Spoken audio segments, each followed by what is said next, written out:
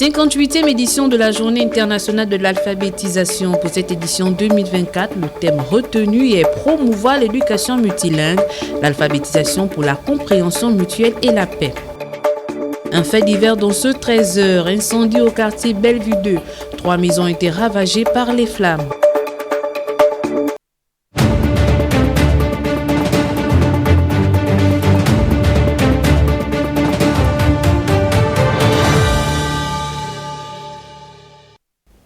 Merci de nous rejoindre sur Gabon Première. Bonjour et bienvenue à tous.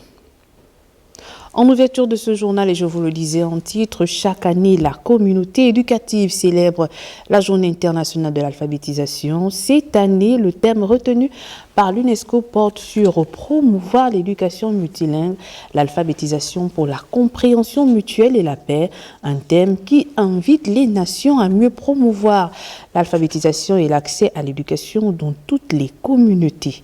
On en parle avec Ginette Mougoula, Massala, Nathalie Oké, Alexandre Onkwar.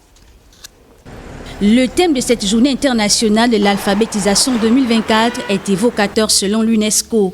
Il est urgent de mettre en œuvre le potentiel transformateur de l'alphabétisation pour favoriser la compréhension mutuelle, cohésion entre les communautés.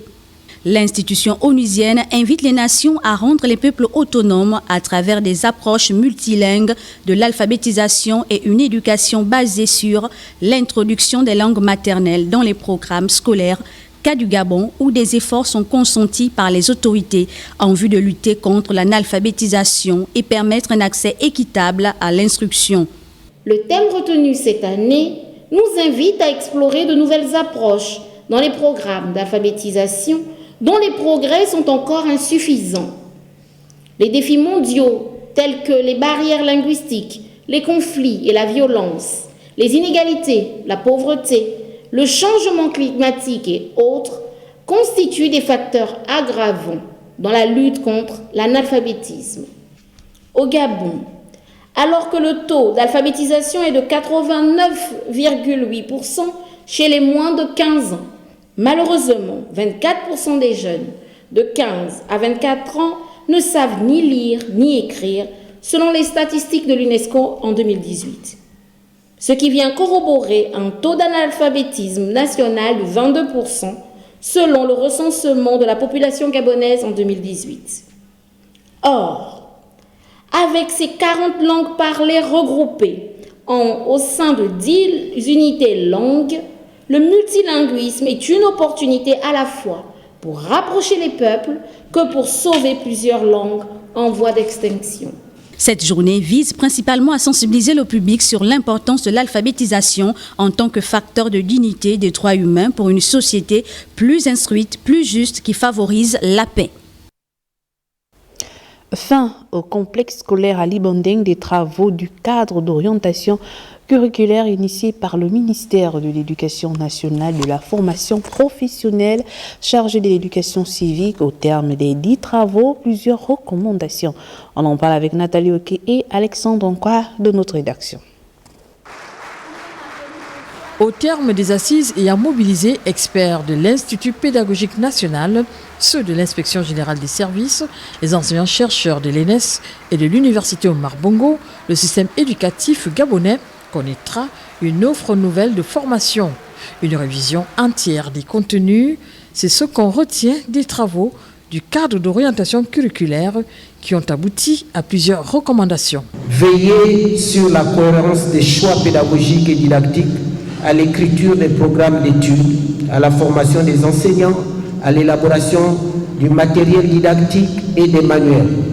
Assurer la réécriture des programmes selon l'APC des familles des situations au pré-primaire, primaire et au secondaire général et technique et en formation professionnelle. Former les enseignants, définir et mettre en place une politique et des outils d'évaluation. Assurer l'implantation du COC, c'est-à-dire l'expérimentation, l'ajustement, la régulation des différentes dimensions de la réforme en fonction des résultats. Prenant la parole à cette cérémonie protocolaire et devant le conseiller spécial chargé de l'éducation à la présidence de la République, le membre du gouvernement salue les efforts des commissaires. Votre apport a été déterminant pour la consolidation de ce cadre qui marque un tournant décisif pour notre pays et qui ouvre une page glorieuse de l'histoire de notre système éducatif. Telle une basse-cour, notre système éducatif est maintenant détenteur de son coq pour le mener vers des lendemains meilleurs. C'est sur ces propos, pourvus d'espoir, tout en vous réitérant ma profonde et sincère reconnaissance pour votre active participation et vos pertinentes contributions, que je déclare officiellement clos les travaux de l'atelier de validation du cadre d'orientation curriculaire. Le rapport final a été remis à l'autorité en présence de tous les participants en attendant la mise en œuvre des recommandations auprès de tous les acteurs. Le cadre d'orientation curriculaire vient de faire l'objet de travaux entre universitaires, inspecteurs de l'éducation nationale, partenaires sociaux et les experts venus d'autres départements. Le but visé, restaurer totalement le système éducatif gabonais afin qu'il soit en phase avec les standards internationaux. Nathalie Oké et Alexandre Angoire.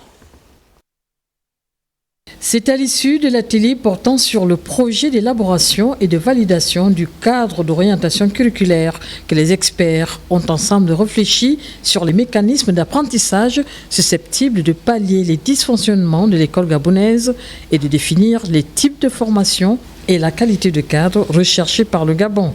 Cela passe par une révision du système éducatif. Il faut dire que c'est un document officiel, d'accord, qui présente les grandes lignes de l'organisation, du déroulement des études dans un pays, donc dans notre pays, le Gabon en l'occurrence.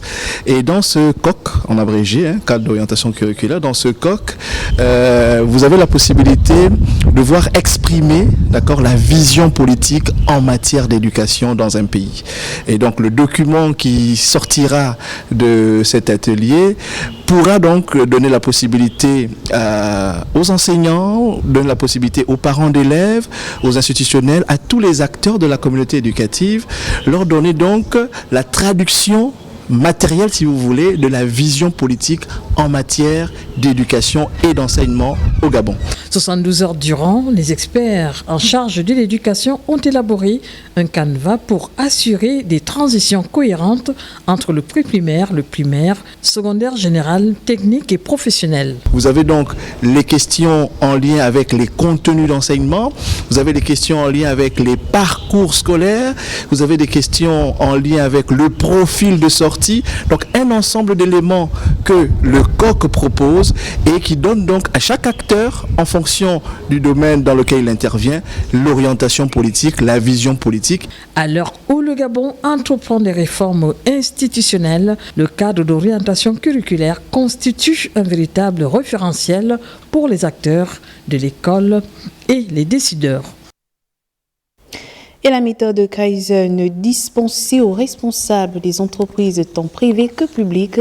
La formation qui s'est déroulée pendant une semaine a permis aux participants venus de la sous-région d'acquérir des connaissances à même de booster leur productivité au sein de leur structure professionnelle. Le point avec Patricia Lindy Mouélé et Pierre Claverella. Améliorer la productivité des entreprises et la performance des administrations nécessite une stratégie adéquate.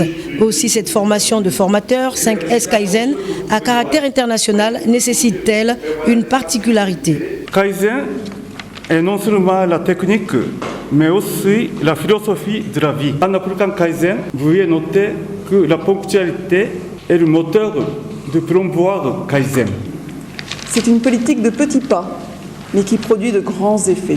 Elle demande de la ténacité. Et je souhaite que chacun d'entre vous, chacune d'entre vous, en fasse preuve pour vous, pour vos familles, pour vos entreprises et pour le Gabon et le Congo. Des acquis dont la vulgarisation s'impose.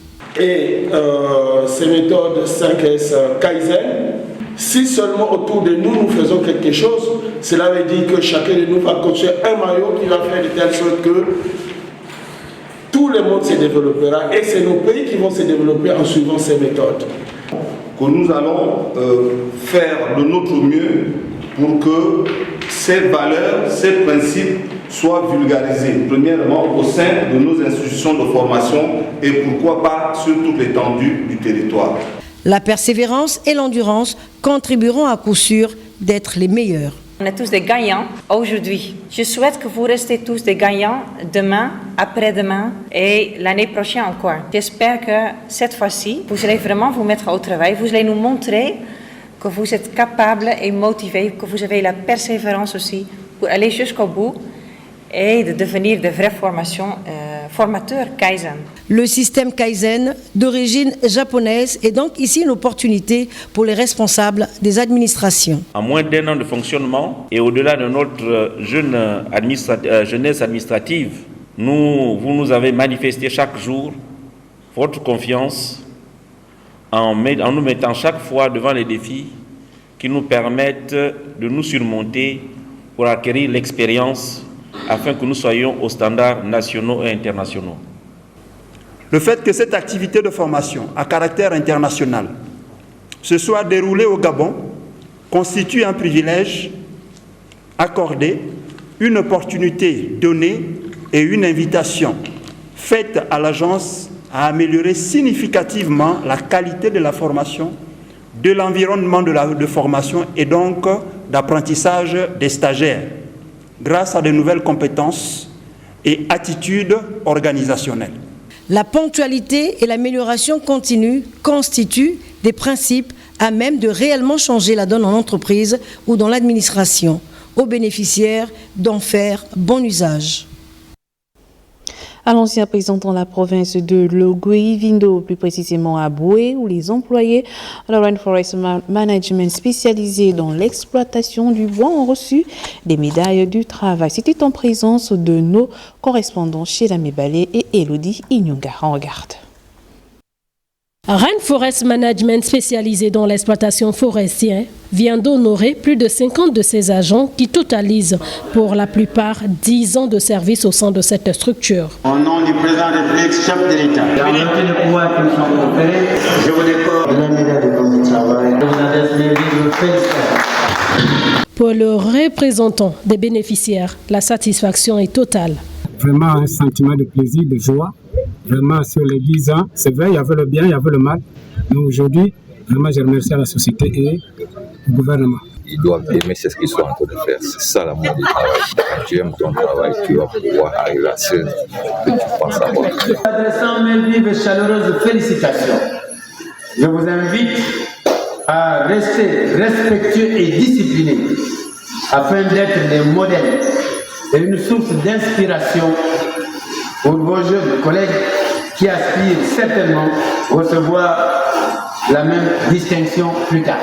Cet événement a par la suite donné place à une séance de planting qui a rassemblé les employés, les notables et les autorités locales. Elle marque une étape cruciale dans l'engagement de l'entreprise dans la gestion durable des ressources forestières. C'est une initiative très écologique parce qu'elle va lutter aussi contre le phénomène d'invasion de nos villages par les éléphants.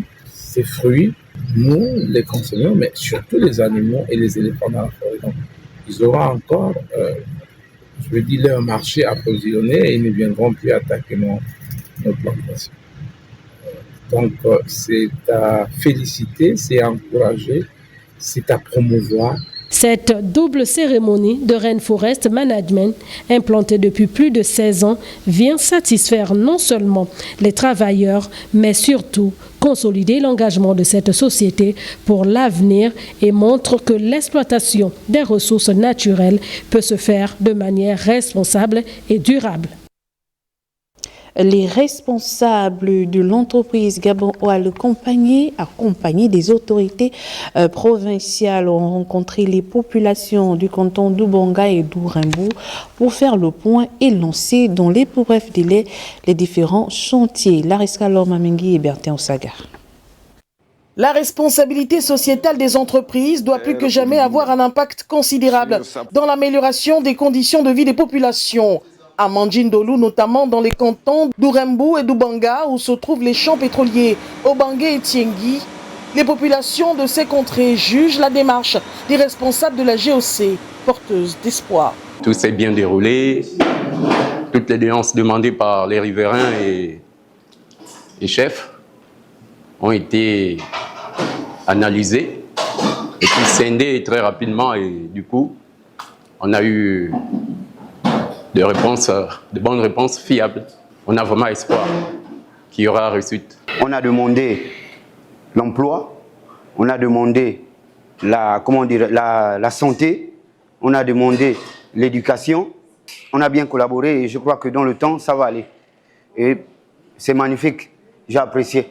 Parmi les autorités présentes à cette rencontre de restitution, le gouverneur de la province de Langounié, qui a d'ailleurs appelé les communautés à rester lucides. Nous comptons sur vous. Merci d'avoir travaillé avec la GOC. Ne soyons pas trop gourmands, même si nous avons des problèmes. Les enfants sont venus vers vous. Nous attendons de vous, l'administration, que vous compreniez aussi que l'État a des devoirs et les sociétés aussi doivent aider l'État.